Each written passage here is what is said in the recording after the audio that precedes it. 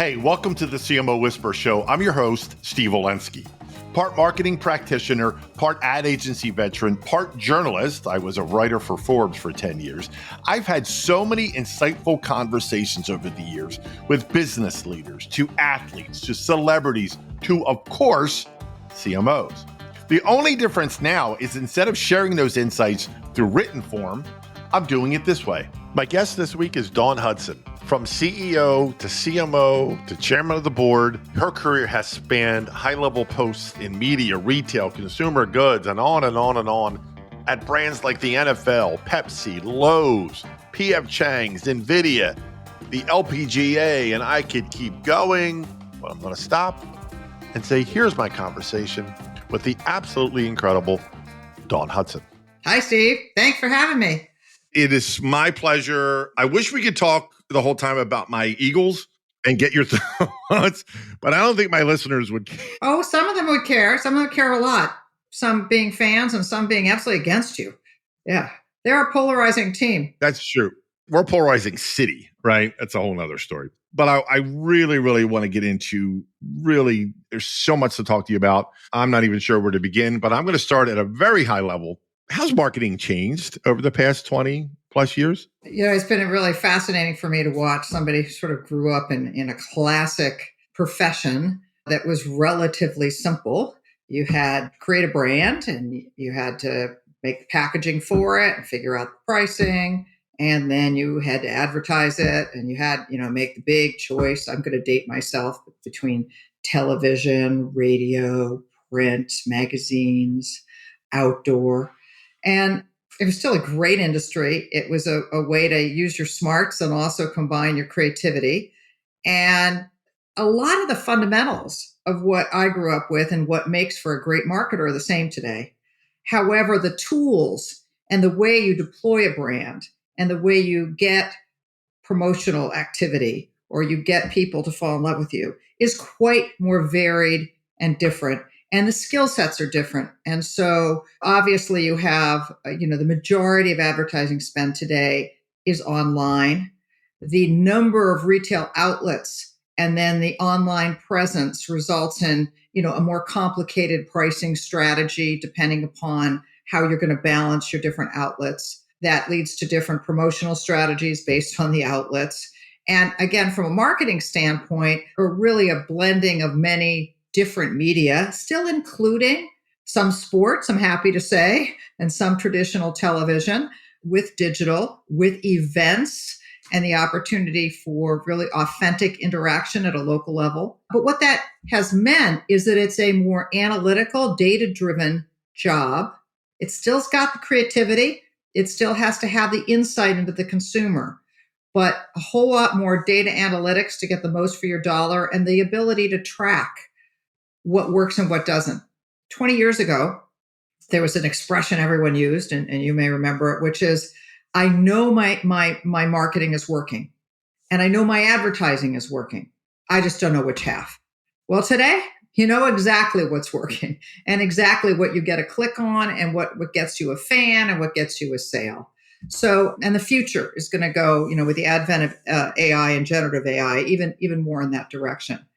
But the fundamentals of I still have to have a brand that people respond to, rationally and emotionally.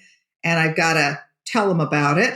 And I've got to do it in a consistent way. No matter where it shows up, it reinforces what makes my brand different from the competition and why you should choose it over the competition. Those fundamentals are the same. Yeah, it's interesting. And you mentioned AI, and we will certainly get into that in a second. But I want to ask you, over the past month, I've had, I think it was 2 or even 3 CMOs of big brands. Now, I won't say the brands, but they've come to me and tell me basically, or ask for my help, and they've been challenged with proving the value of marketing to their board. And these are very, very seasoned CMOs, right, at big brands. And when they brought it to my, doorstep, if you will, I was at first shocked, saying, what year is this? Like, that we're still doing this. We still have to show and prove the value. And when I say value, you and I both know that means the ROI, right? And that those metrics, those quantifiable metrics that the CFOs and the CEOs of the world only care about, right? They don't care about how many lakes you got. How is that? One, are you surprised that marketing and marketers are still being challenged to show the value of marketing? I am totally not surprised. And I love this question because I think it's endemic about the struggle going on with the profession around the role of the one-on-one marketing and the analytics to track that interaction with the holistic building of a brand. And I think today, if you were in the cable business, if you were in Netflix business, you're thinking about the cost of user acquisition. And your CFO wants to make sure that we're getting as low a cost of acquisition as we can. And we have the ability to track that better than ever. But the fact that you might be spending hundreds, tens of hundreds of millions of dollars to get acquisition, to get interaction and clicks with users, to send people to a website, how many purchases? In the end, you'll get some quantification of a portion of your budget. Yes, I drove sales, literal, I clicked and somebody bought. And over here, I drove somebody into my system. But in the end, value is created by brands that are differentiated from other brands. And it drives stock prices incredibly. And stock prices are not driven by the fact that you got your user acquisition down by 10 cents a user.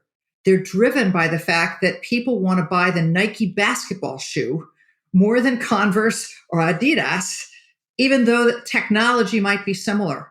And that is the harder part to quantify. But if I were a CMO asking you that question, my advice to them would be go high before they get into all of their digital clicks and their analysis. I'd go to the big picture. I'd go to making sure you've got studies that show why people affiliate with your brand, what value they give to it, the reason that they're willing to pay a few more dollars for it because it's different from the others in the category. And I would be at that high a level before I dove in a lot of data analytics, because it's the single biggest thing that drives stock price is people choose me over that on a rational and emotional basis. I'm chuckling because what you said is so simplistic, not to make it sound that it's easy, but it is so, and maybe we as marketers view the world differently. I know we do, right? But just listening to you, it's no more complicated than what you just said. So if I were going to Roger at the NFL today, I can look at how many NFL fans are in our ecosystem and how many can I get them to buy at the NFL shop and how many are buying tickets and how many are signing up for NFL Plus. Very good metrics. And I can show them how marketing is contributing to those numbers. But in the end, I like to think about sports in terms of what are the sports that people are so passionate about that it is the old appointment TV, but it is that they prioritize that over most things in their life. And there are surveys today among the millennial generation and among Gen Z that look at what are your favorite three sports. And if you look at what are the three sports for all ages, you get football right up at the top. If you look at the top sports for all ages of 40 plus, you get football. But you start looking at it under 40 and you start teasing it out, you see that actually the NBA, some extreme sports, esports are starting to come up on that list and challenge. That's the brand and the affinity of the brand. And I'd be really focusing on how am I going to make sure that that's alive and well 20 years from now, despite the fact that my TV numbers are up, despite the fact that I was able to run my sport during COVID and I attracted more eyeballs, I'd be looking down the road. And that's hard to do, honestly, when you're trying to wrangle 32 owners and trying to figure out how to make this season work and how to deliver the financials. But I think as a brand person, it's really important to make sure that you're contributing to the long-term success of a brand. And if I get back to the question of the CMO and the board is interested in long-term stock price, multiple expansion, the belief the street does not reward. How much do you know that after one quarter of phenomenal earnings, Nvidia knows this, the stock trades the next day, it reacts, and then what next? What's next? The street wants to know that a brand and a business has a robust pipeline of innovation and new targets and things they're going to go after to drive growth for the next 1 to 5 years. And that is what a chief marketing officer should do, both on the brand reputational side but also on the innovation side. Yeah. And it is really having that one eye here, one eye there kind of thing. So I'm so great. Such an interesting conversation. I'm sorry to speak over you. So finish your question. No. I knew we were going to have these sidebars because it's just, there's so many things I want to talk to you about. And yes, I'm already envisioning a part 2 down the road, and we haven't even finished part 1.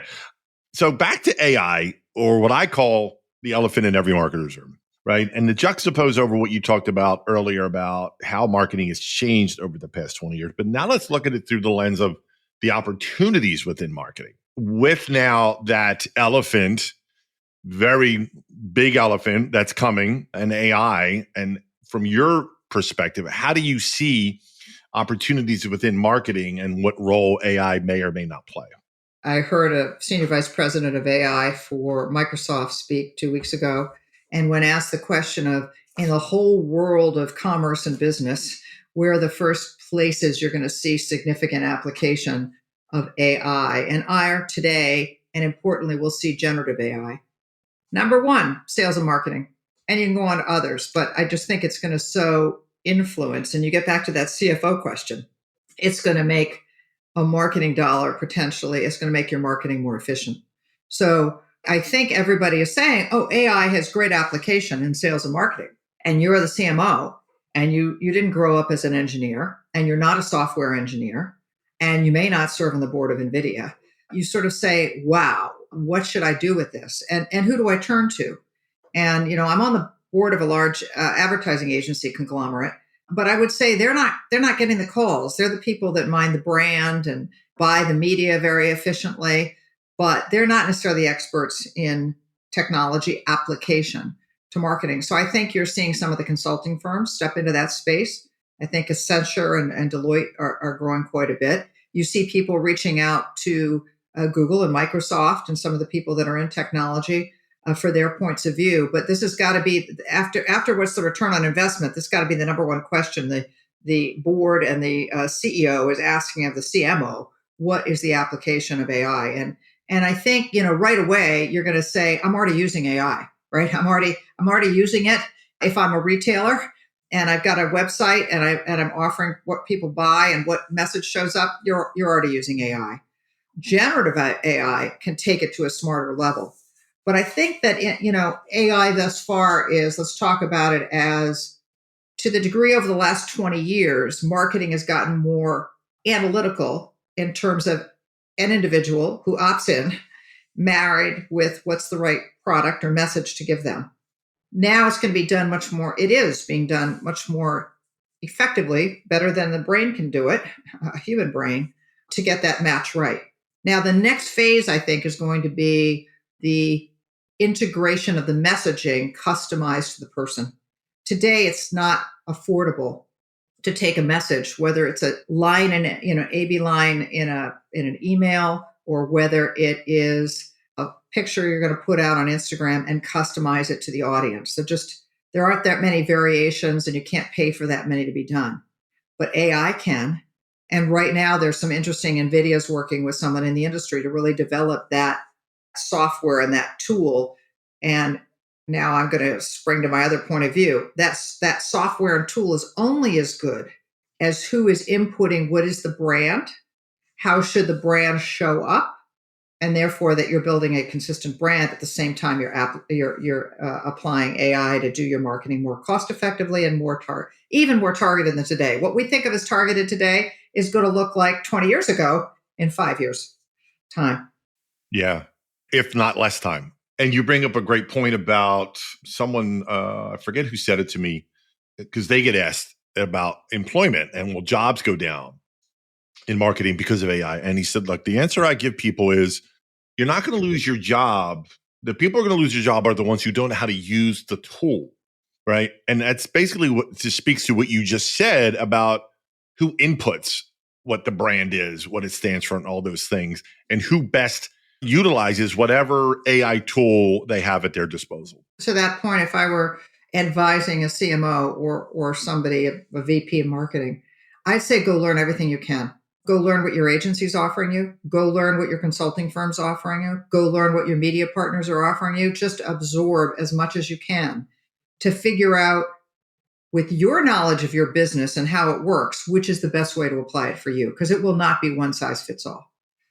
So well put. I could not agree more. Do you have any fear, and I brought this up yesterday to somebody, that I won't look at the world at large. I'll keep it to the context of our world of marketing.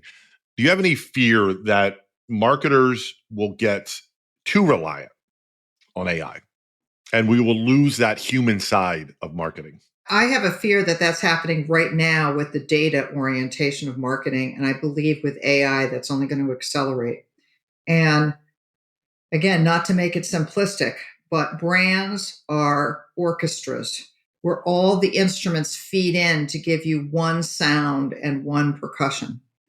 And for marketing, all the inputs, whether it's your social presence, your programmatic buying, your email, your blasts, your influencers is a whole another topic, but they have to be reinforcing what makes your brand different and attracts people to your brand. They are very capable of just doing what in the moment will get a sale or is interesting. And I'm going to give you an example of that I just learned about. And I also worry, and you and I have talked about this, Steve, I worry that people are now coming into marketing through very detailed, more specialized jobs. I know the influencer market. I know social media. I'm a programmatic buyer.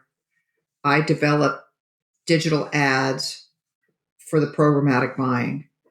And they're all specialized.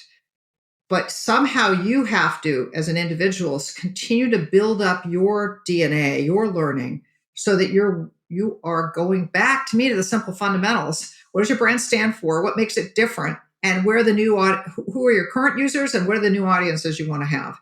And somehow people have to keep that umbrella view, that top of the mountain, and make sure everything goes to driving that spear, because that's what drives value. And as the world in marketing has gotten more complicated, it's easy to get your career lost in it, where you become a real specialist in one element of it. That's only going to, continue and enhance with AI. And yet, what do boards want? They want brands that are more differentiated, innovation that works, that drives sales. And that tends to be the big ideas through which these tools are used to efficiently execute. But we have people coming up in marketing as executors and not learning the skill of strategy and vision. It's a really interesting point about kind of the Swiss Army knife, right? Which is what you're basically saying, to make yourself as valuable as possible, which I know kind of sounds like a cliche, but I think it's even more exacerbated now with AI. And in a year or two, when AI is in everything. I mean, again, I think we've got AI pretty embedded in the business from a media delivery standpoint. Wait till it gets embedded in the business from creating content. Yeah. Yeah, that's a really good point. And those who are doing something about it now will be better off tomorrow. So what if you create an AI that takes the best of influencers and the best of social, jumbles them up, creates more content, and shoots it out? Sometimes people get reaction and clicks, and a lot of people notice them because they say something out there, something challenging, something provocative. Who's going to see whether it's good to associate that with your brand or not? But if something's being driven by eyeballs and getting reaction, that could happen. I just thought of something too. When you mentioned agencies and I think you said, correct me if I'm wrong, that agencies aren't really on the forefront of AI, or do they need to be, or when it comes to the brand, right? That's the onus is on the brand itself and the marketers within the brand. But I have to share this quick anecdote with you. A CMO of a Fortune 500 company was telling me she put an RFP out recently, and she had, I think, 5 agencies, and 3 of them basically had the exact same pitch. And she surmised, if not found out on her own, that they literally put in a chat GPT, how do I present to brand X? And it blew my mind. And when she got to the third of these 3, it was so obvious there was no originality, nothing. They literally copy pasted from chat GPT or whatever tool they used for a pitch. See, this is, to me, you as a marketer, I believe part of my job is originality and creativity to drive the business, not just to be creative for creative's sake, but to look for opportunities to do things that people really respond to. And I expect my agency to be my biggest partner in that. And to do that, there has to be originality, there has to be understanding of the brand, there has to be some unique thought. And it's scary that that could happen. I'm chairman of a company, packaged goods company, and just as a hoot, a marketer on a Friday night was going to put up an ad for a skincare product. And they asked Chat GPT, what would get me the best reaction ever for my skincare ad this Friday night? And they said, put a puppy in the ad. So somehow they created a skincare ad with a puppy in it. And it was, in fact, the biggest reaction they got ever for Friday night. All right, now let's just blow that out. What about every Friday night there's going to be puppies? And maybe Monday nights it should be babies. All right, so now this skincare brand, which was founded by two dermatologists as something that really works versus there's a lot of potions out there. What are you going to think about it really works with a lot of puppies and babies around? I don't know. AI going to answer that question? Actually, it might if somebody asks AI the right question. But it's about what is being programmed or what's being asked of the technology. It's you get out what you put in, right?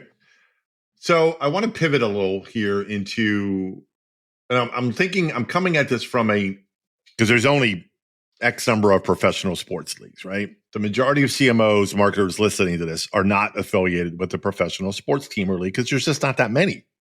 They may like to be, right? So the first question I have is, and I'm going to ask on behalf of all those other non-sports CMOs, compare and contrast, right? Because I know you have experience with the Pepsis of the world and other non-sports teams, right?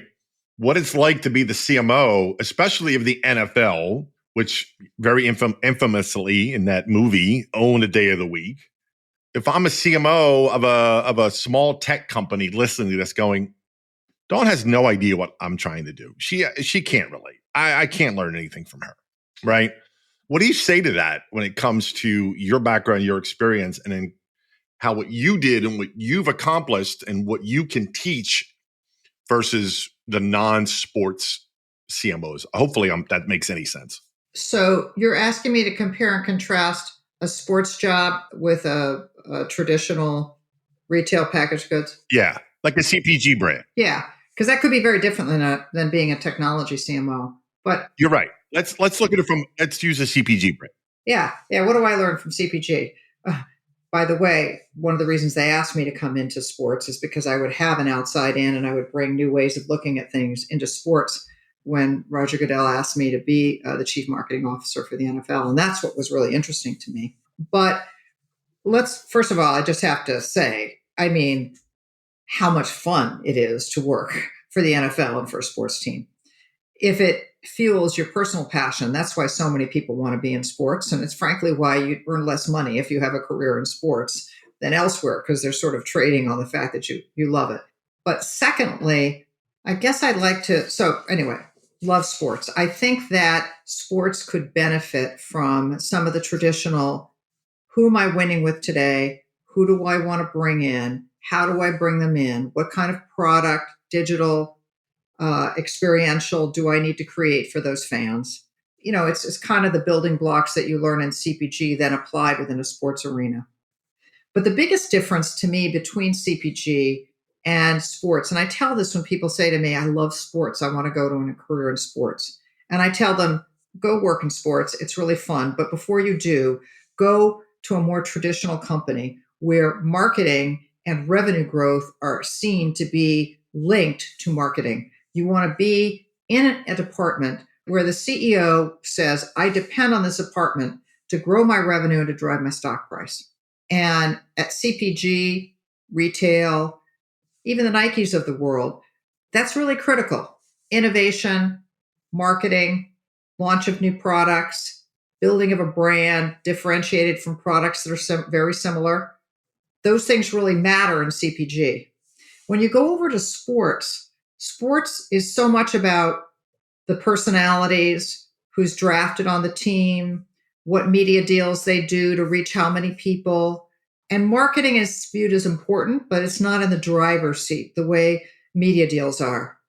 The other thing about sports, whether it's a team or it's a league, is that they're not generally publicly traded, and they tend to have owners and management that aren't in it looking at it for the next 10 years. They're looking at it, I paid $6 billion for this team. How am I going to get a return on this? And what does it look like for the next 3 years? So when you start talking about something that should be done to reach the next generation that'll pay off 10 years from now, that's a hard conversation to have at a sports team. Pretty easy conversation, honestly, to have at CPG, where there's more of the market, the analysts, the board are looking to, what's our success pattern going to look like 3 to 5 years from now? So, we would do at Pepsi and at Lowe's and many other places, we would do 3 and 5 year strategy plans of what we needed for marketing, where was the innovation coming, what audiences we were going to attack. We did them every year, so they evolved. They weren't like set in stone and you're going to do this for 5 years. But that conversation doesn't happen in sports. Interesting. Very interesting. I want to, looking at time here, I want to make sure I want to ask you about the book. And I'm going to repeat the title. You Should Smile More: How to Dismantle Gender Bias in the Workplace. My first question, because and this is maybe the obvious question, how to dismantle gender bias in the workplace. How do you do that? I think I should talk about, this was a book written, this is a COVID book, right? So just before COVID, Adweek asked a few of us who were, I date myself, like trailblazers and women getting into executive leadership positions in marketing and corporations, if we would come, and Adweek does a week-long set of seminars around the city for people that are interested in marketing and advertising. And so they asked us to do a panel. And we decided to do the panel on, and they wanted to be very, interactive with the audience.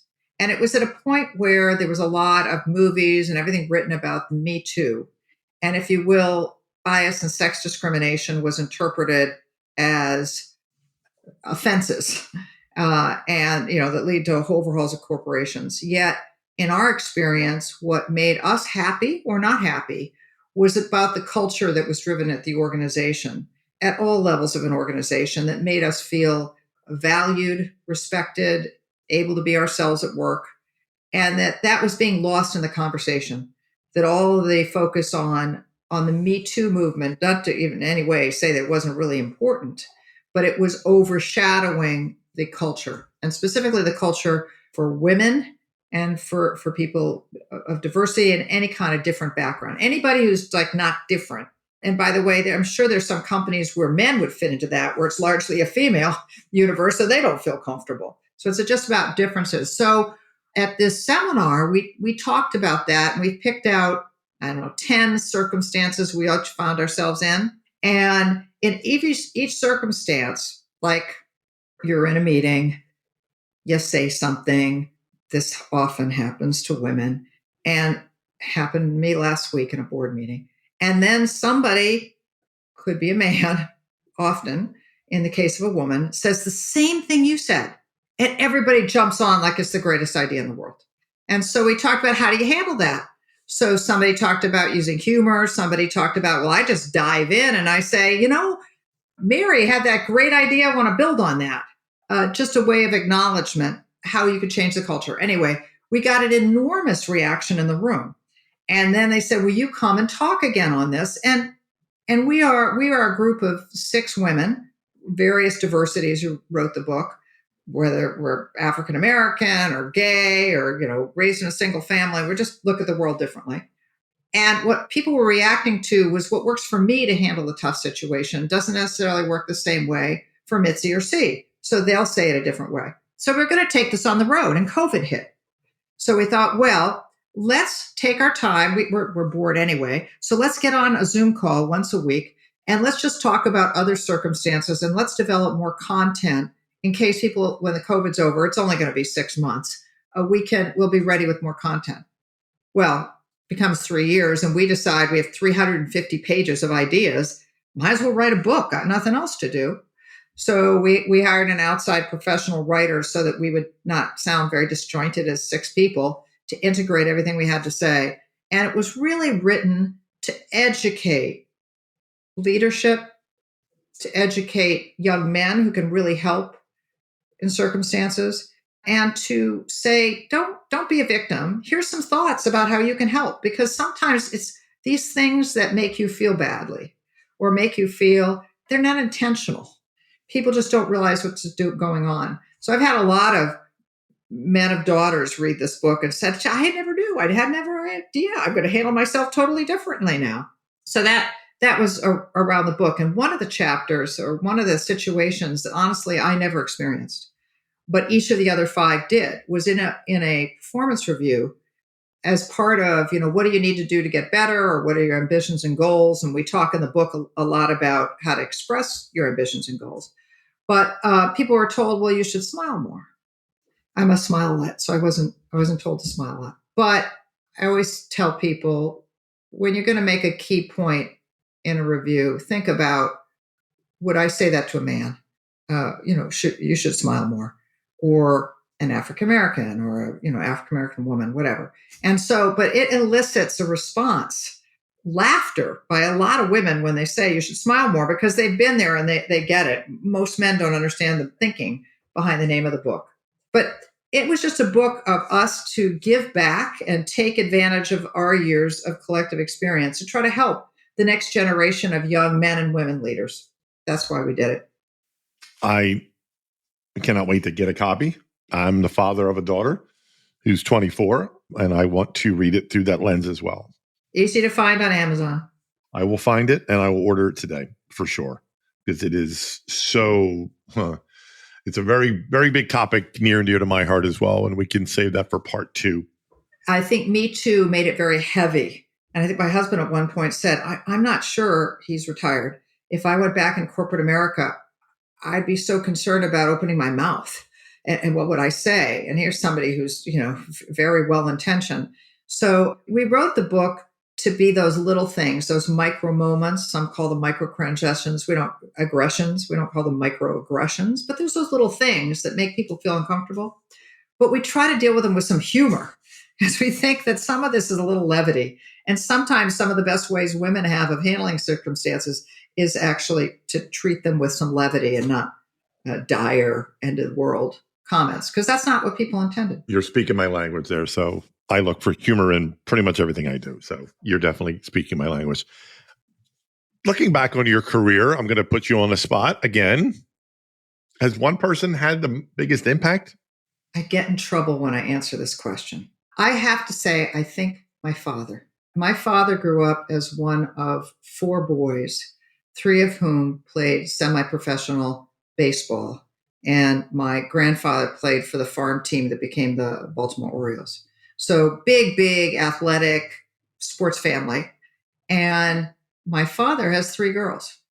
And at a time when parenting was a little different than it is today, but he raised me like a son. I mean, he didn't dress me in dungarees and stuff. I mean, he recognized I was a girl, but he took me to third base behind Frank Robinson and when the Orioles were in town to play the Red Sox. He helped me with my history. He read things. He exposed me to things. He brought me into his law office, had lunch. He raised me in a way that said anything's possible.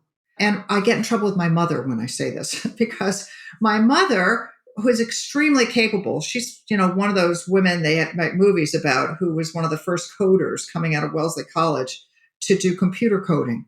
But she made a choice. She did not make a choice, but when she got pregnant with me, she was required to stop working. She was not allowed to be pregnant and work. You could be pregnant up to about 5 or 6 months. After that, you look bad for the workplace. So she was out. And then both of my sisters that followed me had medical issues. And so her life became really focused on, very importance of raising the girls and keeping my sisters healthy. So my father played a bigger role. That said, when my father died early at 54 of a heart attack, my mother went back into the workforce and became, she was young. My sister was 10 at home. She had to learn how to manage her money to get along for the future. She actually worked for a bank as an investment advisor for other widows. And she had wedded on, started a career at 50, ended up having a very good career for the next 18 years of her life, 20 years of her life. And today she still knows a lot. So I lean on her. But when I go back to how I was raised, what was different at the time is how my father treated me equally. And I think it had an impact. The second impact would be to me, and I didn't plan it this way, but when you go to a college that's 10% women, I went to Dartmouth College, you then end up working for Pepsi when the whole bottling system is 99 male owners and one female owner. And then you go to the NFL. They all have more women than you think, but still there's a theme to my career, which is I've been put myself in situations where I am a minority and I've learned how to be part of the group and how to excel and be able to lead people that don't look like me. I love that. So last thing, I know people listening can't see this, but you can see it behind me, is my album wall. And I'm a very big, huge music fan, very eclectic taste. And music carries a lot of weight with me. There are certain lyrics and songs that mean more to me for different reasons. But my number one favorite song, you just used one of the words from my favorite song, Lean, is a song called Lean on Me by Bill Withers. And I'm dating myself, and you know the song. I know, but young people today follow songs from all genres. And, I remember when my daughter is saying she discovered this great new group that I had to hear about, Mom, and they're called the Beatles. So, No, she didn't. So my question to you is, right off the top of your head, is there a song? Is there a lyric? Is there a band? Is there or something in music that resonates that you've always, when you hear the song or you hear the lyric, just has a little extra feeling for you? All right. So I love music. And like you, I listen to such a wide genre, from contemporary to old to things that predated me. I love the 40s and 50s music for occasion. But instead of a singular song, when there's driving music with a beat, if I'm competing, if I'm getting ready for a board or a speech, there's something it does for me that gives me that little extra piece of energy that puts me out in front. And and I can't even tell you, I drive and listen to music all the time. And I know when one of those songs comes on, and I should know Dire Straits or whatever it is, which of the songs, but I got to be careful I don't speed when these songs come on, because they juice me. So, but I do like energetic songs more than I like lazy, put me to sleep songs.